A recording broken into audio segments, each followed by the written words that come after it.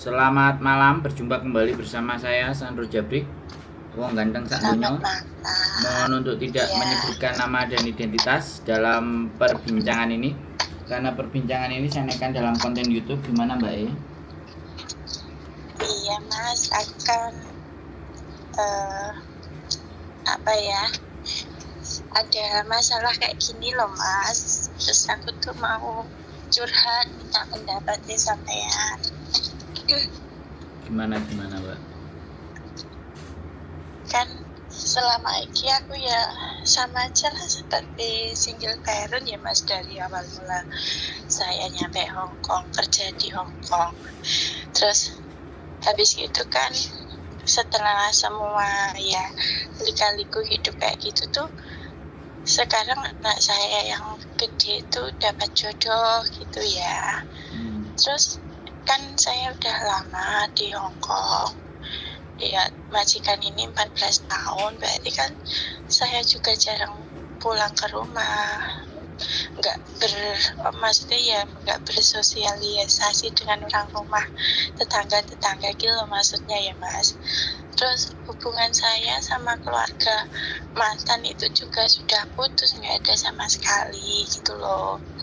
Terus karena saya awalnya itu cuman minta kita bikin acara sederhana saja gitu kan, tapi tiba-tiba kok dia minta diadakan acara gitu tanpa ada rundingan sama saya. Terus di sini saya juga mikir ya, kan seperti itu tuh masalah yang sakral ya Mas ya. Saya apa salah kalau saya berharap itu saya juga diajak musyawarah maksudnya, atau paling enggak ya dikasih tahu apa aja yang mau direncanain, mau gimana saja. Terus masalahnya itu saya sama mantan itu sama sekali nggak ada komunikasi Mas sama keluarga di sana pun. Terus sedangkan saya kan masih sangat terluka gitu loh Mas. Saya kerja di sini bertahun-tahun, sewaktu saya belum cerai sama cerai pun hasil kerja saya itu larinya ke sana Mas.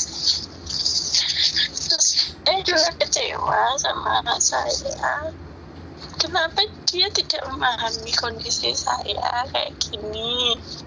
Bukannya saya mau ninggalin dia dari kecil, emang Mas, saya ninggalin dia itu dari umur 8 bulan Mas, karena juga ekonomi kan, suami juga nggak cukup nafkah. Makanya saya di umur 8 bulan saya udah pergi ke Singapura. Saya pergi ke Singapura itu 3 tahun. Itu ya dapat rumah sama tanah itu kan belinya di tempat mertua sana, mantan mertua sana. Terus 3 tahun di rumah itu saya mencoba hidup di rumah tuh, tapi juga nggak cukup gitu loh Mas. Terus enggak Mas, dari Singapura saya daftar ke Hong Kong dulu, karena dulu kan gaji di Singapura cuma 250, Hong Kong lebih besar. Terus saya dari Singapura saya langsung kerja ke Hong Kong itu masih 1,5 tahun itu sama suami itu ribut-ribut sama orang tua saya Mas. Terus saya katanya itu didukunin gitu loh biar saya pulang, kalau saya nggak pulang rumah saya hancur gitu. Makanya saya kerja 1,5 tahun di Hong Kong yang pertama itu pulang gitu ya Mas. Terus habis pulang saya punya anak yang kecil, aku rawat anakku di rumah 4 tahun itu ya Mas, sambil bikin rumah itu kan. Terus habis itu rumah belum jadi bagus banget lah. Terus ekonomi susah juga kan, makanya aku kembali lagi ke Hong Kong. Yang majikan ini ya sampai sekarang ini dari tahun 2009. Terus ya sewaktu itu kan anakku masih SD ya Mas, yang gede, yang kecil itu masih 4 tahun. Ya karena saya nggak mau anak saya terlantar atau gimana, uang itu harus pulang ke suami semua, dan aku pun nurut Mas. Gaji itu saya selalu kirim ke rumah, tapi nanti belum gajian juga udah habis. Pokoknya kayaknya sih nggak pernah itu uang itu tersisa 100.000 pun di ATM dia itu nggak ada gitu. Terus pada akhirnya ya pengen bikin dapur nggak jadi, pengen bikin ini nggak jadi gitu. Uangnya selalu, walaupun sudah awalnya dimusyawarahkan ya Mas ya, ayo Mas bikin ini, biar kita bikin ini, ayo bikin ini. Setelah uang nyampe di rumah itu nggak pernah terrealisasikan dengan apa yang kesepakatan kita. Sampai akhirnya saya, dia kan sopir ya Mas, kita sebelumnya itu punya mobil tapi nggak bagus lah buat kerja dia gitu. Terus dia itu mau saya pinjem bank di Hong Kong, dia mintanya 50.000 Hong Kong dolar ya Mas ya. Terus aku bilang, kalau 5.000 itu loh Mas, nanti angsurannya aku sudah 4.000 lebih loh yo gitu. Habis itu aku nggak bisa kirim anak loh ya, soalnya kamu kan juga sudah ada mobil baru, berarti kamu kerjanya lebih bagus, kamu bisa nafkahin anak. Aku di sini biar yang cari ngangsur buat bayar hutang, aku bilang gitu. Dia bilang, ya nggak bisa, paling nggak 1 juta kamu juga harus kirim uang buat anak, dia bilang gitu ya. Terus aku pikir ya Mas, aku nyimpulin nggak bisa lah kayak gini, aku bilang gitu. Kalau terjadi apa-apa pun di sini dengan kerjaku, aku nggak bisa kerja, nanti bank pun lagi pulang ke rumah kan Mas. Habis gitu aku putusin kan Mas, aku nggak usah lah Mas, nggak usah pinjem bank, kita kumpulin aja per bulan dikit demi sedikit, nanti juga kalau ngumpul bisa beli, aku bilang gitu. Lidianya langsung marah loh Mas, kalau nggak gitu ya kamu kalau cuti jangan pulang ke rumah, pulang saja ke rumah Masmu, ke rumah orang tuamu. Dia bilang kayak gitu Mas. Terus ya aku bertahan lah. Dia bilang begitu, terus pertama pulang cuti setelah dia ngomong gitu kan aku pulang cuti ke rumah ya Mas ya. Terus kejadiannya itu panjang banget, sampai mobilku yang di rumah itu terjual juga karena dia itu main judi, ketangkep sama polisi, di penjara. Terus mobilku itu ditebus, dijual buat bikin nebus dia gitu, tapi juga tanpa omongan dengan saya Mas, tanpa musyawarah Mas. Terus habis gitu kan, setelah itu aku pulang ke rumah kan, aku pulang ke orang tuaku kan Mas. Terus tahu-tahu juga rumah sama tanah ternyata sudah disertifikatin atas nama dia tanpa persetujuan saya juga Mas. Terus habis gitu kan kita hubungannya kan renggang kan setelah itu. Terus aku bilang sama dia, kamu mau gimana, rumah tangga kita ini gimana? Aku jujur aja, aku udah sakit ya, aku sakit banget, aku kerja bertahun-tahun itu hasilnya nggak karu-karuan, nggak tahu kemana. Terus habis gitu aku minta tolong, kalau memang kamu masih ingin keluarga kita terselamatkan, kasih balik sertifikat saya, aku bilang gitu kan. Itu kan aku yang kerja, aku bilang gitu kan. Cuman nguji dia, maksud saya nguji dia mau nggak nyerahin itu, berat pengen nggak keluarga kita jadi satu lagi. Terus dia bilang gini Mas, ya nggak bisa loh, ini kan sudah hak hukum jadi hak saya, dia bilang kayak gitu. oh berarti kamu beratin itu ya, beratin harta ya daripada keluarga kamu. Habis gitu Mas, terus aku putusin cerai. Aku pikir nggak ada lah yang bisa diselamatkan kayak gitu kan. Habis itu kan anakku juga udah kuliah ya Mas, yang gede itu di Surabaya. Jadi semenjak aku cerai itu uang aku transfer ke anakku, aku suruh nabung anakku kayak gitu kan. Tapi nanti Mas, ujung-ujungnya juga kepake lagi sama kebutuhan bapaknya. Terus ya itu Mas, sampai ya udahlah berulang-ulang kali kayak gitu, sampai mungkin saya sekarang ini nggak begitu banyak punya tabungan ya Mas ya, padahal di sini udah 14 tahun 15 tahun malah sekarang. Terus ya itu, terus anak punya rencana nikah pun kayak gitu Mas. Aku mikirnya itu kok bisa gitu loh. Aku merasa itu aku nggak pernah sama sekali dihargai loh Mas. Padahal hubungan saya sama anak saya baik Mas, baik, kita selalu komunikasi. Tapi di saat seperti ini kenapa mereka juga seperti itu?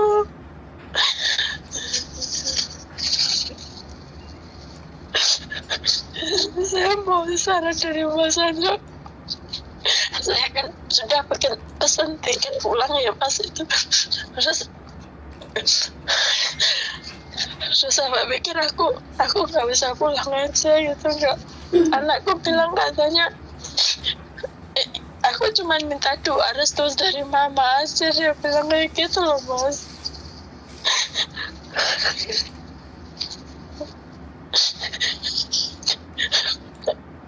Terus sekarang itu saya diamin Mas anak saya, padahal acaranya sudah bentar lagi kan, tanggal 3 itu. Menurut Mas Andro saya harus gimana Mas? Oke. Saya tunggu air matanya kering dulu ya. Karena kalau sampean masih keluar air mata, saya ngomong apa aja itu nggak bisa masuk. Karena kesedihannya terlampau. Jadi saya harus nunggu sampai posisinya tenang dulu, kemudian udah siap apa yang ingin saya sampaikan baru akan masuk. Tapi kalau masih begini terus saya lanjutin ngomong ya, karena memang harusnya sampai itu cuman minta didengar tok. Setelah sampai nanti siap baru kita ngomong panjang dan banyak. Jadi ya posisi emosional dalam diri sampean itu wis campur sedih, campur susah, campur hati ini hancur remuk. Nah, lah aku kan kalau mau ngomong ya mesti ditata satu-satu Mbak. Kondisinya mesti ditata, barang remuk itu kan harus ditata satu-satu, dikasih lem, saya pecah harus dikasih lem agar lebih kuat lagi, disambung-sambung, pecahan-pecahannya itu kan mesti dijadiin satu. Nah ini yang terjadi dalam sampean itu sekarang sudah diajak mikir pun juga bisa jadi lelah dan capek. Kalau sementara waktu dari apa yang sampean ceritakan kemudian tanya ke saya apa yang harus saya lakukan, ya berdoa untuk dikuatkan hatinya, dan semoga keluarga yang ada di sana itu baik-baik dan sehat-sehat. Sudah. Kalau sampean tanya ke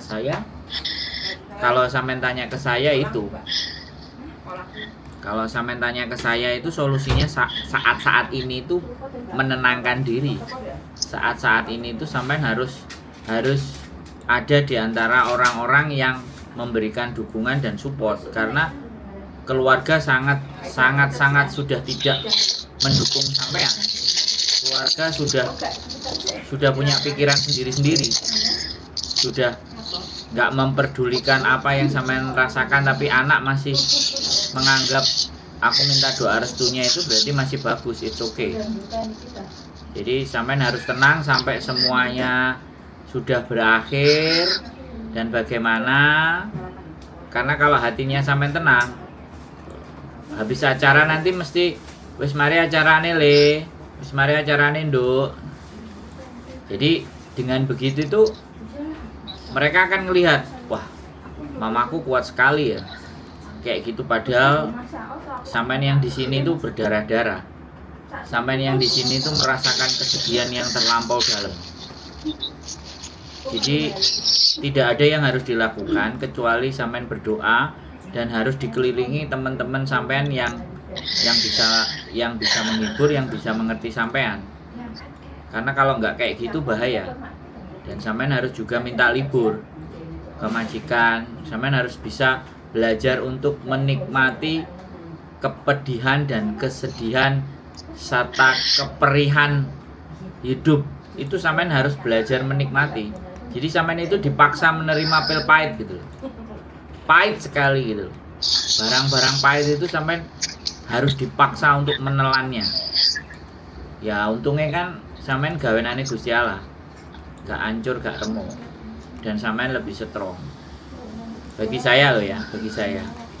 Jadi yang harus dilakukan ya menghibur diri. Ya. Tapi dalam batas yang wajar dalam menghibur diri. Sampean pingin karaoke ya udah karaoke, nyanyi. Sampean pingin ketemu kancane ya ketemu kancane. Sampean kepingin makan ya makan. Kalau sampean bertanya apa yang harus dilakukan ya pasrah dan berdoa dulu. Biarkan ini semuanya tenang dulu. Sampean menenangkan hati sambil berdoa, sambil sebenarnya kesalahanku di masa lalu itu apa sih Gusti Allah. Jadi bertanya seperti itu, sehingga aku harus kamu terimakan rezeki yang begitu pahit seperti ini. Nah kayak gitu. Tapi apapun itu, apa yang akan kamu berikan, aku akan terima dengan lapang dada. Nah itu dulu proses di dalam hati dan diri sampean itu dulu. Tidak usah bertindak yang lain-lain, dan apalagi ngurusin ke sana, ngangkatin telepon di sana, melihat fotonya yang ada di sana. Itu perihnya sampean itu ibaratnya kayak disiram air garam. Aku ki sing nglahirno, aku ki sing bandani, aku yang ngasih semua. Kok seperti ini perlakuan yang saya dapetin, kan itu toh perasaannya sampean toh. Halo Mbak. Iya Mas. Sampean tak ajak omong nek cik bingung dan sampean nek cik nangis iku aku gak bisa ngapa-ngapain Mbak.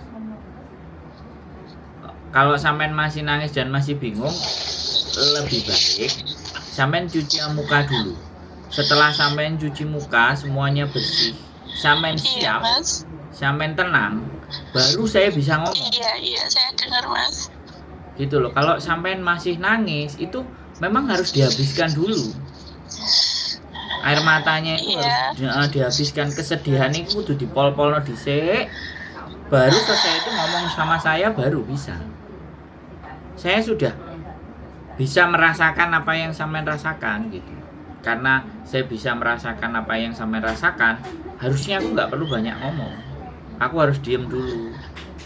Sampai di titik dimana sampean ya wis lega iki, wis aku wis siap mendengarkan, aku siap move on, aku siap melakukan apa yang terbaik lagi buat hidupku. Nah sampean dalam hatinya harus begitu dulu. Kalau cek diselimuti rasa sedih dan pahit, boy aku nyemplung, aku ngasih tahu itu mental Mbak, setidaknya ya kan. Jadi proses seperti ini memang untuk merilis rasa sedih, merilis kesepian, merilis sakit hati yang dalam itu memang butuh waktu, gak bisa spontan. Iya. Soalnya aku ngomong, aku logik Mbak, aku akan berbicara logika. Aku nggak berbicara perasaan, karena ketika sampai banyak menggunakan perasaan, yang terjadi itu kesedihan. Jadi kesedihan, sakit hati yang begitu dalam karena perasaan yang dipakai. Nah, jahat sih kita pakai logika, tapi ya saat-saat tertentu logika kita harus tetap main walaupun hati kita tersakiti. Nah, sampean ini sudah nggak tersakiti lagi. Iya Mas, iya. Sampean ini wis remuk, wis hancur-hancuran hati nih. Tapi yakinlah, ini akan berjalan 2-3 hari sampai seminggu lah. Makanya sampean harus gak boleh sendiri, harus berkumpul, harus ada orang di sebelah. Kalau bisa datang ke sini makan sego pecel sembarang kalir, biar itu semua lupa. Nek sampean cek posisinya ada di situ, gak ada yang menghibur, maka sampean akan termenung. Utawa ini kemarin ada yang cerita ke saya, ketika dia sedih, dia ke Simsacoy atau dia ke Wancai, dia itu sholat duha. Jadi pokoknya dia beribadah. Jadi lakukan aja itu dulu. Kalau memang tidak ada teman, lakukan itu ke tempat ibadah yang sepi, yang tenang, dan sampean berdoa. Nah setelah itu, nek wis sampean ready, bisa kita ngomong lagi. Saya akan paparkan, saya akan gambarkan, saya akan urai bahwa kesedihan itu bisa sampean lewati gitu. Kesedihan itu bukanlah akhir dari dunia, tapi kesedihan itu untuk kita bermuhasabah. Jadi intinya itu Gusti Allah lagi cemburu sama sampean, karena sampean benar-benar memburu sesuatu yang memang sifatnya duniawi dan sebenarnya bukan sampean yang salah, kan demi anak, demi keluarga, kan itu tuh. Tapi kenapa balasan mereka ke sampean kan begini, kan itu toh yang sampean persoalkan kan. Kenapa kok bisa begitu kan, kayak gitu tuh Mbak. Halo? Iya Mas. Nah, piye? Sampean libur apa enggak? Halo? Halo? Mbak? Iya. Kata aja omong gak nyambung ya Mbak? Iya Mas, iya. Sampean wis mari cerita kan? Ini masih mau keluar. Iya. Sampean libur dulu. Sampean keluar dulu. Aku libur sampean Mas. keluar dulu. Ya kan? Nanti cari masjid atau apa? Sinyale. Makanya kalau kayak gini tuh harus ngomong. Harus depan. Ya? Iya. Sampean cari tempat ibadah, ngibadah sik. Kalau sudah tenang, cari lokasi atau datang ke tempat saya, mangan sego pecel. Nah, mangan sate, mangan sembarang kalir, baru kita ngomong, oke? Iya. Nah, ya wes. Sampean tutup dulu ya. Nanti kita lanjutin lagi ya. Halo? Iya Mas, aku serahin nanti aku bisa datang ke sana ya. Nah, kayak gitu, biar enak, oke? Saya tunggu ya. Iya Mas, iya, makasih ya. Sehat selalu ya, tetap semangat. Iya, makasih ya Mas ya. Yo. Makasih sarannya. Oke. Iya Yo. Mas, makasih sarannya ya. Oke, bye-bye. Assalamualaikum. Oke. Oke Mas, oke. Makasih. Oke Mas. Oke, makasih. Assalamualaikum. Waalaikumsalam warahmatullahi wabarakatuh. Oke teman-teman semua ya, siapapun kalian yang kalau bercerita dengan saya dan menangis, ya mohon maaf sekali lagi, saya bukan tidak menghargai tangisan Anda. Saya menyadari perih yang terlalu dalam membuat Anda menjadi melankolis, menjadi nangis. Ya nggak apa-apa, itu wajar, proses manusiawi sekali kehidupan ini menangis. Tapi kalau sama saya jahat sih, saya nggak bisa berlogika kalau orangnya nangis. Jadi nangisnya harus dihabiskan dulu, setelah habis cuci muka baru siap menerima segala sesuatu. Ya udah, karena merilis kesedihan, merilis kepenatan itu memang harus nangis dulu, selesai. Habis itu what's next, apa selanjutnya. Nah itu baru ketemu sama saya. Oke, tetap semangat, keep stay tune my YouTube channel and see you next video. Bye bye.